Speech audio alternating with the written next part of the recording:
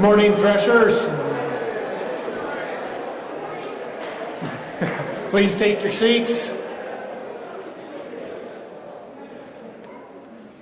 Welcome to Convocation. This morning's speaker is Beth Shelton. And Beth is the Executive Director for Harvey County Economic Development, where she's tasked not only with overseeing all the daily activities, marketing, and financial, also reporting to a board and quarterly to all the municipalities in Harvey County. The primary goals of the Harvey County Economic Development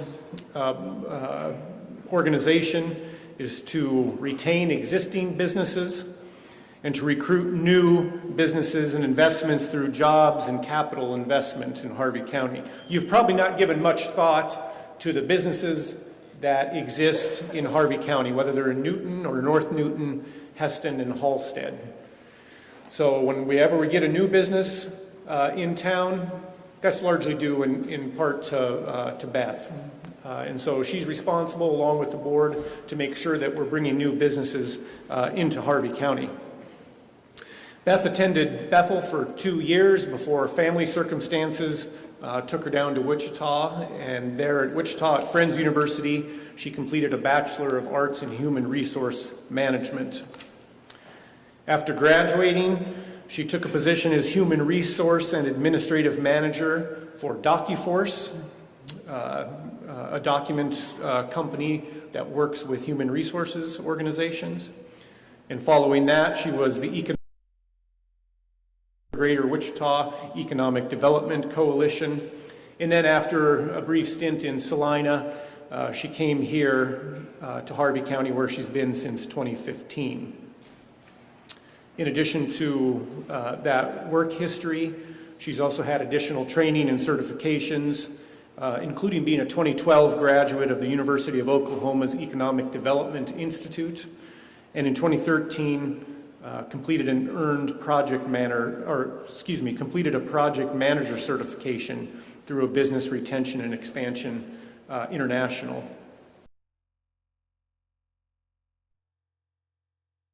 And also is involved in other professional obligations, including the International Economic Development Council, of which she's a member, the World Trade Council of Wichita, of which she's a member, also of which she's a member. About 20 or 25 minutes, and after that, she'll field some questions. If you're interested in talking with Beth afterwards, please make your way to the front here. So without further introduction, I hope you'll help me give a warm Thresher welcome to Beth Shelton.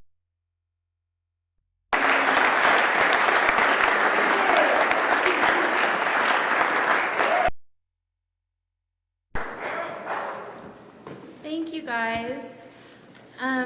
So I just want to talk a little bit about myself, my history, maybe what I've learned from my time here at Bethel, and then I'll share with you what I do with Harvey County Economic Development.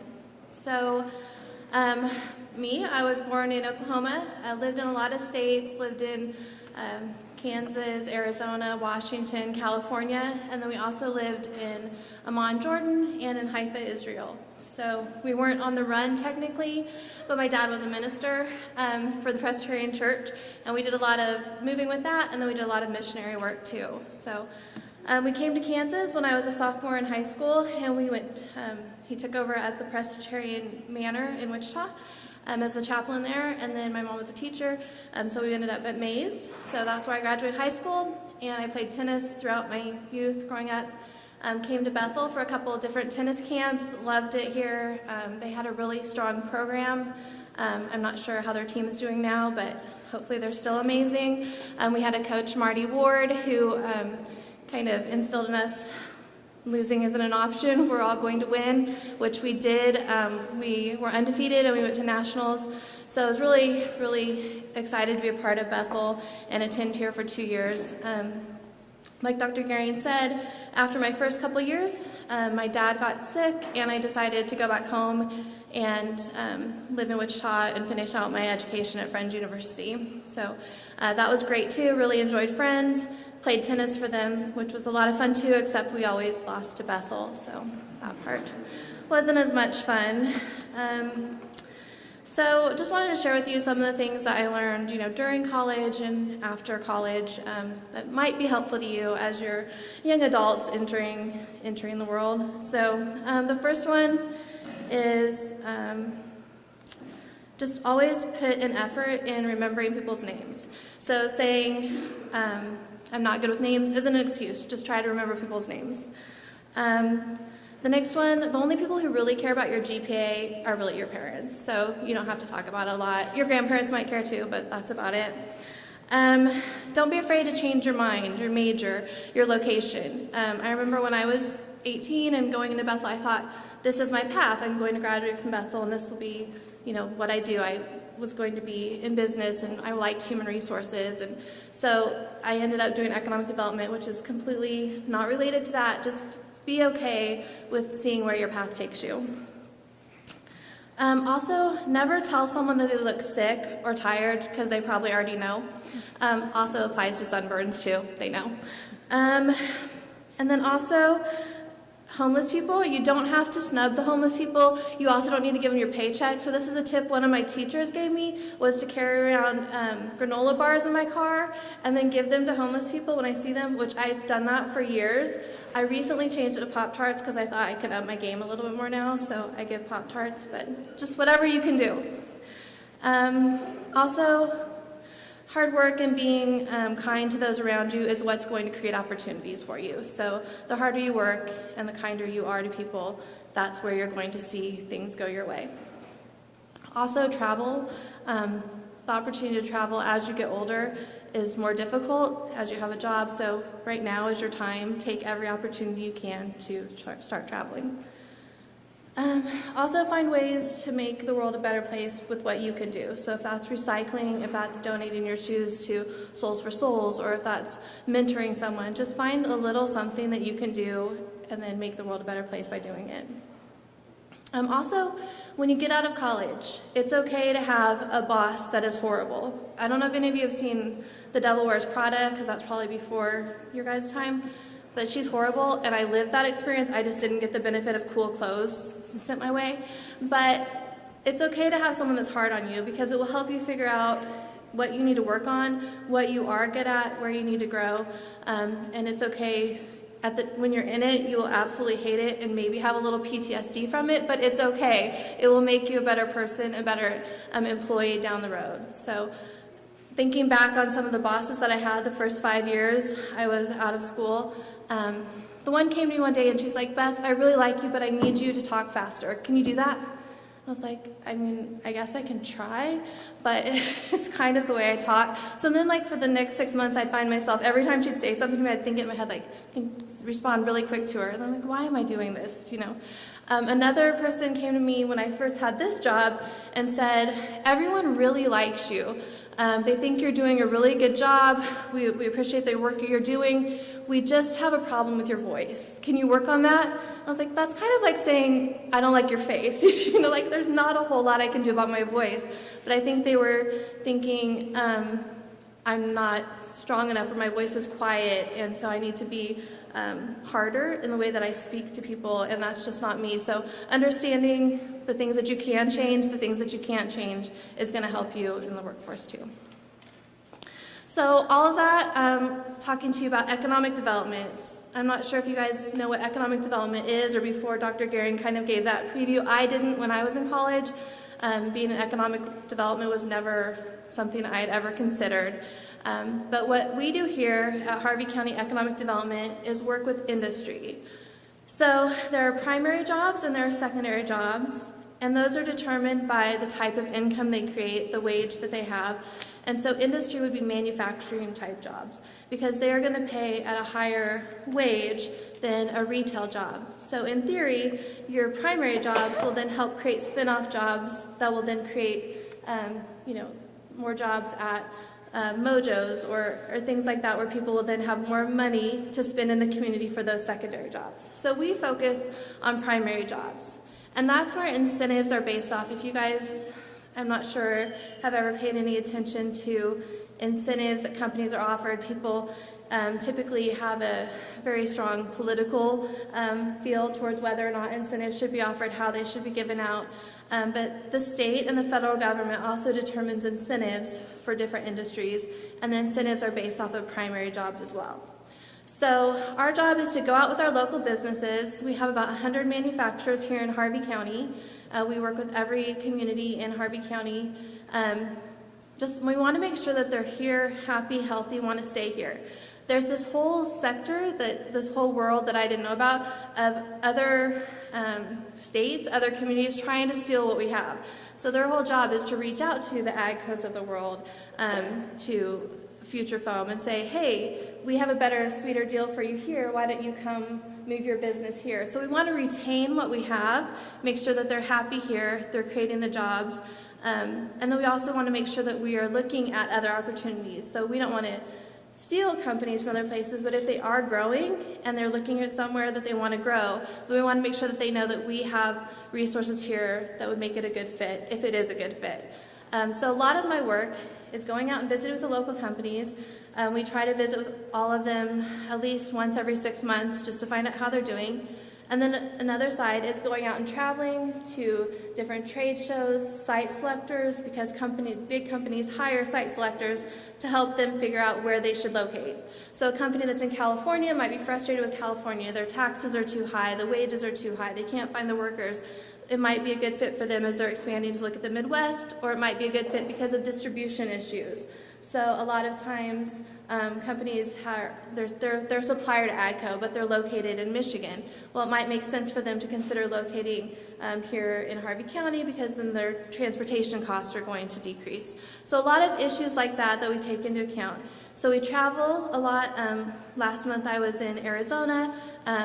The end of this week I'll be going to Dallas, then I'll be going to New Orleans. So there's a lot of travel involved, visiting with companies. A lot of them are fun locations. So I've been to Paris for work, and London for work, and Dubai. So there are a lot of international opportunities too. Those were more when I worked for Wichita. Now as we're part of the Wichita region, they do that international marketing for us, and we do more regional events because it makes more sense for us to do it that way. But so a lot of trying to recruit new people in. We do have a company now that we'll be announcing probably next month. They're going to purchase 240 acres here in Newton, and so they'll be creating a lot of jobs, a lot of capital investment. That capital investment helps the county, the cities create roads, create infrastructure that we need. So that tax from those businesses really help all of us have a better quality of life. So marketing, retention, and recruitment are really the main areas of our daily work. Our office is just myself and then another employee, Jennifer Mueller, so we tackle all of that together every day.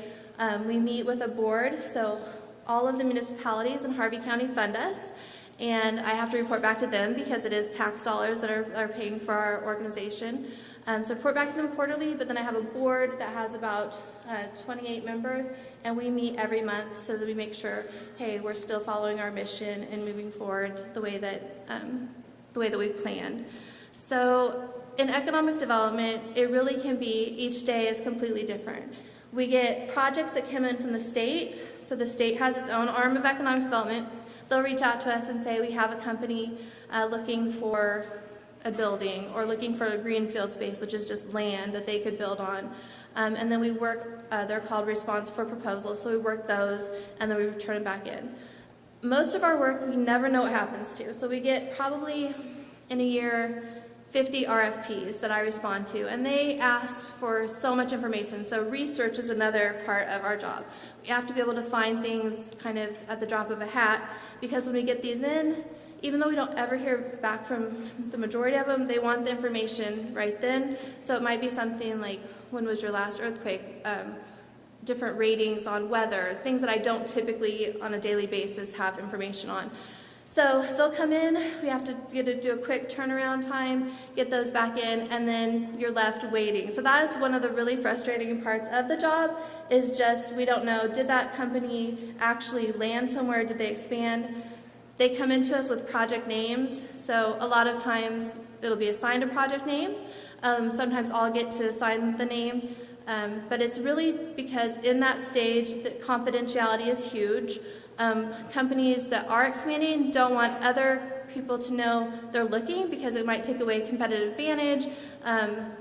So we have to keep everything very confidential until it comes to the point where they are receiving tax incentives or any type of incentive from municipality. At that point, we can share their name. But when they come across to us, we don't usually know their name. So it's not as if I can type in and say, where did that Toyota project land? I have no idea what type of project it was other than it was manufacturing and the type of wages and the capital investment that it would create. So that's our day with economic development, fielding RFPs, trying to cultivate relationships so that people know that we do have space here. We have workers, we have great manufacturing base. We are one of the strongest manufacturing communities in the whole United States, the Wichita region. So most of the people that work here do work in some sort of manufacturing. It could be within a manufacturer as HR, admin, or actually on the floor in management. So that's what we try to foster. We also look at different areas that we could expand into. Let's see. I'm not sure how, I feel like economic development, when I explain it, I get that it kind of sounds boring, but it really is a fun industry. We get to meet all different types of people. The type of work that comes in, you never know what you're going to see. One day I had someone reach out from Hawaii, and they want to build a surf park in Heston. Like, how did you find Heston, Kansas, and want to build this surf park? And he flew in here and had this huge presentation where they would create the waves. I think there's a reality show with someone, maybe a famous surfer, and they have one of these parks in Texas where they create waves and the people go. So it's just always so interesting, the type of businesses, the entrepreneurs that we visit with, what they want to do, and trying to figure out how we can help make that happen for them and grow our community. So, do you guys have any questions?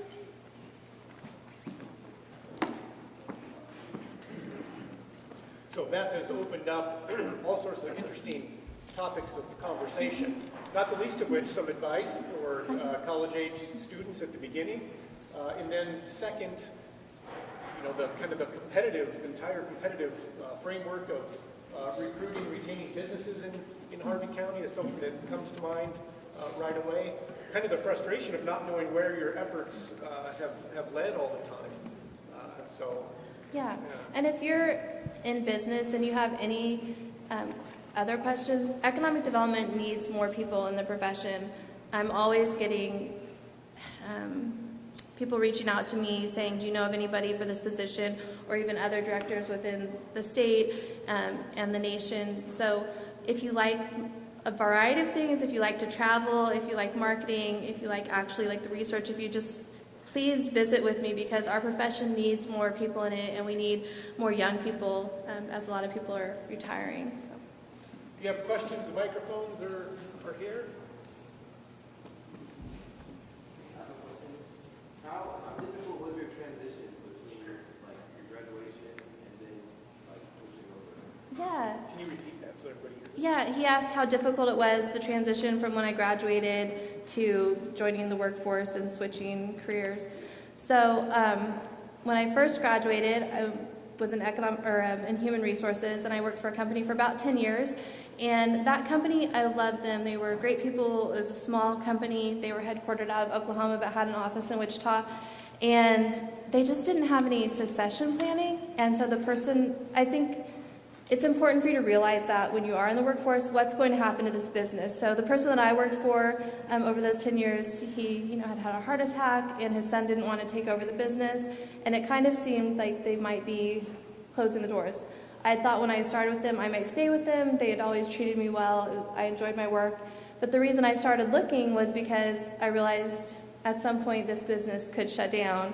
And so I started looking for other positions. And just through relationships that I had made, one of the people that we bought our insurance through had invited me to a chamber event. And we went to chamber events in Wichita from time to time, but not very frequently. And they had told me when I was there, hey, we have a position open in economic development. At the time, I was like, I don't really even know what that is, because back then I just sort of assumed things happened organically. I just thought these businesses came in and they just chose this location. I didn't understand that there was this whole sector that was to focus on making that happen. So I visited with them, and then they said, okay, we'll bring you in and kind of teach you. So then they sent me to the Oklahoma Economic Development Institute with OU, and that was a 3-year program that I went to once a week, every quarter, so that I could just learn more about economic development, because I took economics here at Bethel, but it was just one of those classes that you have to take and check off, and I didn't, it wasn't like I went to, it was like, this is my passion, this is my calling. But then once I learned more about economic development and how important the work that we're doing is, you're creating jobs. And when you talk to people who are losing their jobs or who need to make a better wage, you think about the impact that can have on their life. It really makes you want to have this passion for helping make that better. If you can make your community better in any way, creating a job is the #1 way that I feel that we can do that, because then it gives people empowerment to then make their own financial decisions and destiny. So it was difficult, because again, it wasn't my path. It was nothing I ever thought of, I want to become an economic developer. And then even becoming the director here, when I took the job, I was with Wichita at the time. They had a position here. The Wichita organization was transitioning. They moved out of the chamber and they became their own organization, and there was some unknowns. So I thought, I'll apply here. I love Newton. I love Bethel from my time here. My brother had lived here at the time, so I thought, okay, this is a great opportunity. Then my boss ended up leaving. So after she left, so I took the job. About maybe 6 months into it, that my boss left. And I never thought of myself as the director of an organization. I always thought I liked doing the middle work. I didn't ever have the desire to be the ones here talking to you. There are sides of my job that are stretch for me, or outside of my comfort, which this is one of them, being in front of a large group of people talking, but it's something now I have to do daily. So when my boss left, they came to me and said, is this something that you would be interested in? I thought, I never had thought of that before, but it is, and it has been such a great experience, and I've had so many people along the way help me and realize this was my first time being an executive director, and they're there for me to text if I have a question, call. And so the support that I felt by everyone here in Harvey County to help lift me up into my position has really made me even more dedicated to making this a better place and wanting it to grow and thrive. So, yeah.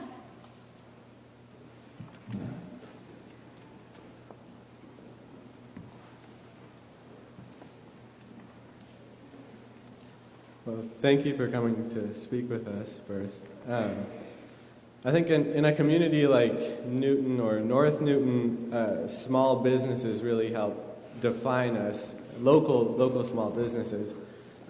When the Harvey County Economic Development is considering what companies to bring in and what incentives to give, how does the Economic Development organization ensure that those companies don't crowd out or, outdo smaller local businesses? Yeah, no, that's a great question. So with primary jobs, they should create more money to be able to be spent in your community, which is why we focus on those. So if we were just going after restaurants and we just said we want to keep bringing restaurants, at some point someone's going to lose out because we only have so many discretionary dollars to be spent at restaurants in our community. So we have to try to bring dollars into the community so that we have more money to be spent, so that if we're talking about smaller businesses in that sector, but a lot of our manufacturers are small businesses too. So when we go out and do our retention visits, we have a formalized questionnaire that we go out and we ask them, who are your main competitors? Who are people that you would like to see here as well? Because we don't want to recruit someone that, if your business has already made the commitment to invest here, we don't want to recruit someone that's going to be a competitor and harm your business. So we try to be very mindful of that. But then as we're looking at incentives, we do something called a cost-benefit analysis. And so that's how we determine what they might receive. So it isn't just, we like this company better. It's an actual formalized program. We use the Wichita State University Center for Economic Development Business Research. I said that really easily. So we use them, and so we put in the capital investment, the job creation, what incentives they want to receive, and then we want to make sure for every dollar that's being given up that we're getting a return on our investment. So our threshold is 1.3. So that means that after a 10-year period, for every dollar we gave you, we got back $1.30. So that even though we might be giving up something, we want to make sure that in the long term we're getting money back from the investment that we're making. So Kansas is very conservative on incentives as far as we don't do a lot of the upfront expenditures. So a lot of it is after the fact to kind of protect ourselves and protect public money, that we're not just losing it, giving it to a business that is here for 2 years and then goes out of business. So the way that it will be structured is they'll be here, they'll file a report after that year is complete, and then they'll receive their incentive. There are occasional grants that are given by the state or by the federal government that are just grants, which don't have to be repaid, but those don't happen that often. Typically, it's kind of you get out of it what you put into it when incentives repay. Yeah. Like, obviously, we're a college town here in Newton. What holds us back from getting different restaurants, not just cheap fast food restaurants here? Yeah. He asked, being a small town, what keeps you guys from, in North Newton or Newton, getting nice restaurants instead of just like the fast food type restaurants? And it really is our proximity. It's our size and proximity to Wichita. So if you look at McPherson, who is just a little bit further down the road, sometimes they're able to recruit things a little bit differently because they are far enough away. We're still part of the Wichita metro area. If you go, that would be a circle around Wichita, and it really is saying this is all basically Wichita region as far as it's drivable to get there. So it is a struggle. It's something that we recognize. We want that to happen. The city of Newton has someone that their full job is to, they're new, they just started last year, is to focus on bringing those kind of secondary type jobs, the restaurants and some of the services that we don't have here. So hopefully we can. When we go to some of the conferences that talk about that, the size is about 30,000, and we're just a little bit under that as a county to try to recruit some of those. So we're just kind of right at the cusp because we're right at the edge of where we should be to try to recruit, and then we're right under the population. So it's a struggle, but we recognize it. When we bring clients in, we don't have a nice upscale restaurant to take them for dinner, and you want something in your community because you don't want to be like, let's go to Wichita, go to Larkspur or somewhere like that. You'd like to have something here. We have a lot of great amenities, here on campus at the bread bath, things like that, but just having upscale, we recognize a need in our job, and we know, the college kids. When I was here, we didn't have a Taco Bell in Newton when I went to college, and that was a big thing. We always drove to Wichita to go to Taco Bell. So when I came back, I was like, finally, they have a Taco Bell. Like, I see how much has grown since I was here. And so all those things that are fast food that you're not liking, they weren't here when I was here. And so I think that it's slowly happening, and it will continue to slowly evolve.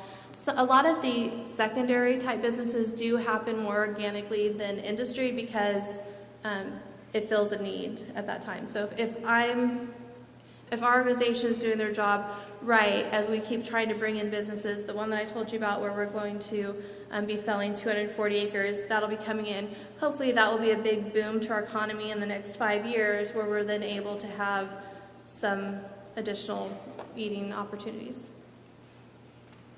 What else?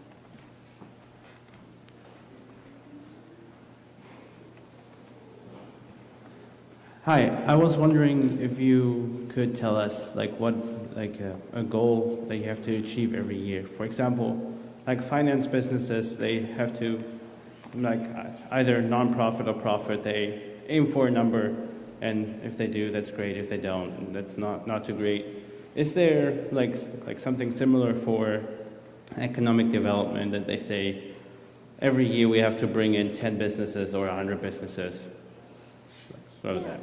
Yeah, so for us, it's a little bit out of our control, so we can only bring the opportunities to each community. So each community is going to have, how I mentioned the threshold, the 1.3 on the return on investment, each community is going to have their own idea of what makes sense for them. So what might make sense for Newton is going to be different than Heston. And so we can only bring the opportunities to them. From there, we can give our recommendation, and then it's sort of up to each community on what they're willing to do. The state incentives are going to be at a threshold. Those are always going to be the same, but as far as local municipalities on what they're going to do. So it's hard for us to then say, we will do this when a lot of our hands are, it's out of our control. But we do say we're going to go out and do this many visits a year. We're going to do 80 visits. We do say we're going to go to a certain number of events to talk to site selectors, to market our community. We report to our board on different metrics that we've set, responding to RFPs, things like that. But as far as the actual wins, economic development is definitely a long game. And so it might take 3 years, for a project to actually materialize. A lot of our growth is going to come from our existing businesses. So, the exciting part is saying, hey, we're bringing a new business in. That's what everyone likes to hear. That's the anomaly. 80% of our growth that's going to create new jobs are the businesses that are already located here. So even though I talked about the one that's coming in, and that's exciting, I have right now 6 projects that are local companies that are doing capital investment that represents about $10 million in capital investment, and that will create about 40 jobs. So those are just kind of the slow ones that you don't hear quite as much about, but that's where the growth comes from. Okay, we have time for one more question. So I've, lived around here for a while and seen a lot of businesses kind of come and go pretty quickly.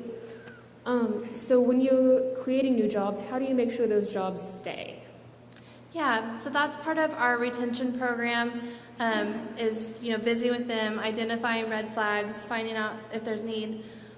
One of the frustrating things is when we find out after the fact. We've had relationships with businesses, and then I was just out there a few months ago, and then you hear that they're shutting their doors. So it really is relationships. We can't ensure that a business will stay, especially the past 2 years with COVID. Things have been challenging as far as workforce. Supply chain issues have been a huge problem for our businesses. But manufacturing, the businesses that we deal with, typically are going to, once they've made that investment, are going to stay because of the costs associated. The small businesses, that rate that ebbs and flows with closures and closing within the first 5 years are typically the smaller retail service side of the house, which we will help with that side of economic development. There's just not a whole lot that we can do to ensure. We work a lot with the Chamber of Commerce in each community that we're with. Heston has its own, and then Newton kind of covers the rest of Harvey County. And so we work a lot with them. There's programs called Network Kansas. There are a lot of resources that are free to businesses. So if any of you have like an entrepreneurial spirit, you should always check with your Chamber of Commerce or your economic development organization, because there are so many programs out there that help you with like free marketing. They'll even send you to free like destination boot camps, different training programs that can help you, or if you are struggling with your business, can try to help you get on that right path so that you can see if it is going to work for your business to stay open. Thank you for the excellent questions. And if any of you want to talk with Beth, please feel free to come on up after thanking her again. You're dismissed. Thank you, guys.